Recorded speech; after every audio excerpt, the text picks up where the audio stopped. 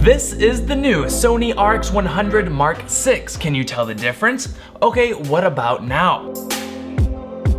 I'm Ben from AuthenTech, and what you just saw is one of the biggest updates and improvements Sony made to their new Mark VI. Its predecessor, the Mark V, which I actually made a full review video, make sure you check that one out later, it had an optical zoom lens of 24 to 70 mil. The new M6 blows that one out of the water with a 24, same wide angle, but zooms into 200 millimeters. That's some incredible reach for such a small and portable point and shoot camera.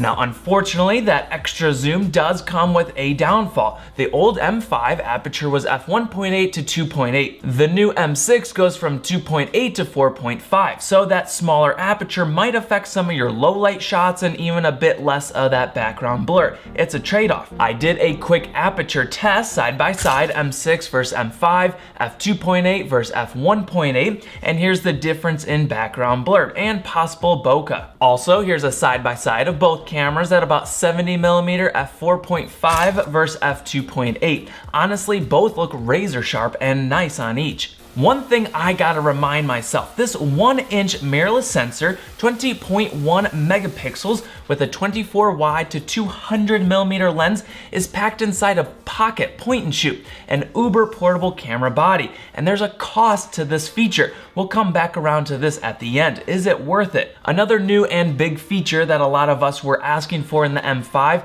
it now offers touch focus. So now it's ultra fast and easy to tap the screen wherever you want your focus point to hit, and with that wide coverage, 315 phase detection autofocus, it should grab and lock that focus fast and accurately, which is nice and convenient. In this world of all of us shooting video on our cell phones, we're used to just tapping our screens for focus, so it's nice to see this simple yet useful feature in this camera.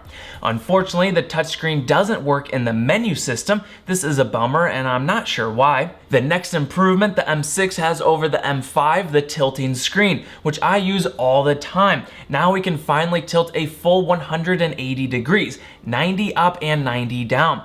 When we tilt the M5 screen down, it stops at about 45 degrees, and I've almost snapped it off a couple of times. I'm often shooting in this up position with a camera pointing straight down for tabletop, unboxing, B-roll shots, yet you can't really see the screen clearly. With the M6 now we can fully tilt it, which is really nice, and I'm thankful for it. Another new feature, the M6 can now shoot 4K HDR video.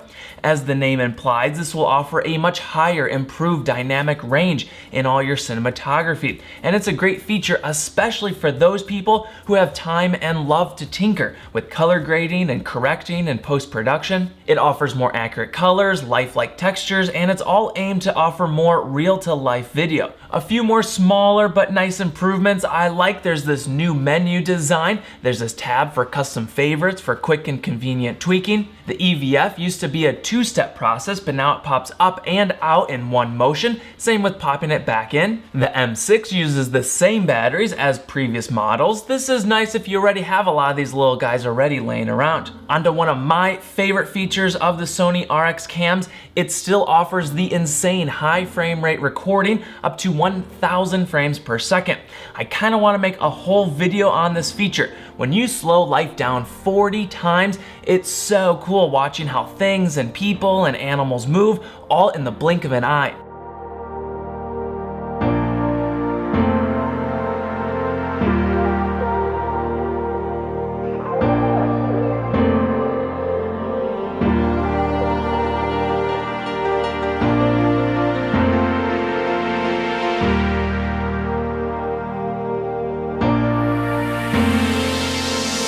Now, sadly, there's still one major downfall of this camera, and it's what everyone's saying. There's still no microphone jack. My thoughts, well, Sony did this maybe to push people who really need good quality audio into their next tiers of cameras, like the Alpha and A7S lineup. But then sadly, those cameras are losing the compactness of this little camera. I'll say it anyway though, I hope we can see a mic port and a hot or cold shoe added in their next M7 model. My other little complaint, 4K video is still capped at that 5-minute mark, just keep this in mind. So the big conclusion, I see this camera being a perfect fit for medium and large size YouTubers and vloggers. Having that massive extra zoom would open a world of new creative shots.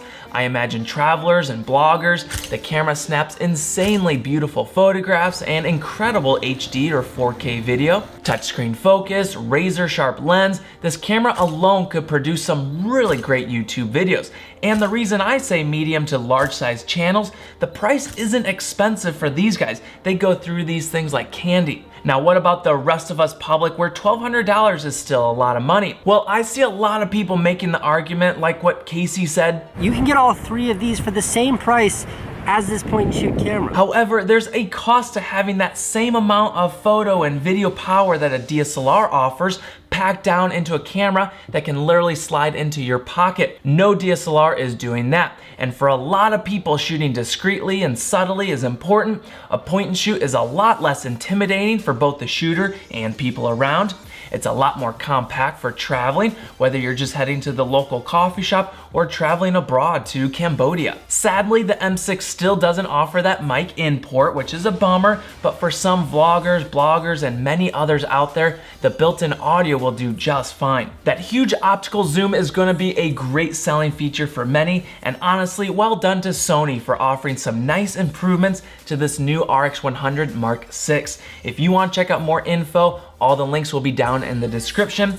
Huge thanks to Sony for the lender unit, and thank you guys for watching. Ring the bell to stay up to date on all my future tech videos, and until next time, let's live AuthenTech.